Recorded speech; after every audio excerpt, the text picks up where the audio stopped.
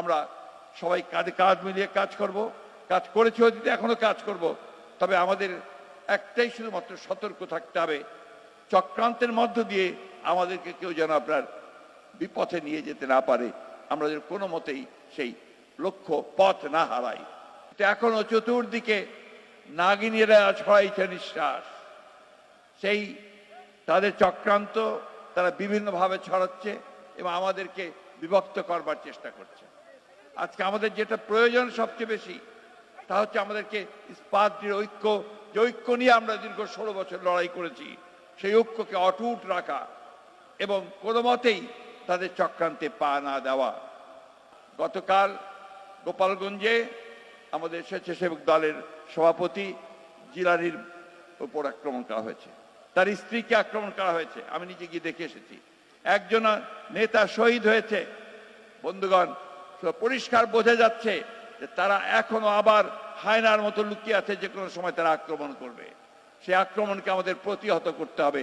আমাদের অন্তর্বর্তীকালীন সরকারের কাছে জনগণের প্রত্যাশা আকাশচুম্বী। জনগণ মনে করে যে এই প্রত্যাশা করে যে এই সরকার তাদের এমন একটা গণতান্ত্রিক ব্যবস্থা, একটা লেভেল প্লেইং ফিল্ড তৈরি করে দেবে, গণতন্ত্রের প্রতিষ্ঠানগুলোকে আবার তারা সংস্কার করে এমন একটা জায়গায় আনবে যেখানে সত্যিকার অর্থেই একটা অর্থবহ নির্বাচনের মধ্য দিয়ে, নিরপেক্ষ নির্বাচনের মধ্য দিয়ে আমরা একটা গণতান্ত্রিক রাষ্ট্র, গণতান্ত্রিক সমাজ প্রতিষ্ঠা করতে পারি।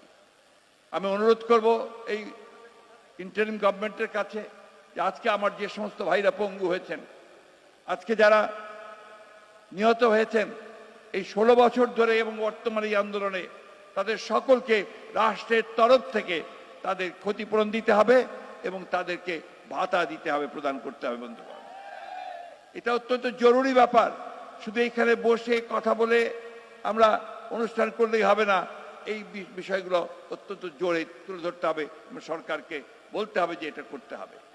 দ্বিতীয়ত আরেকটি কথা আমি আজকে বলতে চাই যে 16 বছর ধরে আমরা যারা গণতন্ত্রের জন্য সংগ্রাম করছি, আমরা অত্যন্ত নির্যাতিত হয়েছি, নিপীড়িত হয়েছি। আমাদের প্রায় 700 ভাই বোন তারা গুম হয়ে গেছে, সেই আয়না ঘর হয়েছে। আমাদের মায়ের ডাকে ছেলে মেয়েরা এখনো কেঁদে বেড়াচ্ছে, ছোট্ট শিশুটি এখনো তার বাবাকে খুঁজছে। আজকে সেই মানুষগুলোকে খুঁজে বের করার ব্যবস্থা করতে হবে।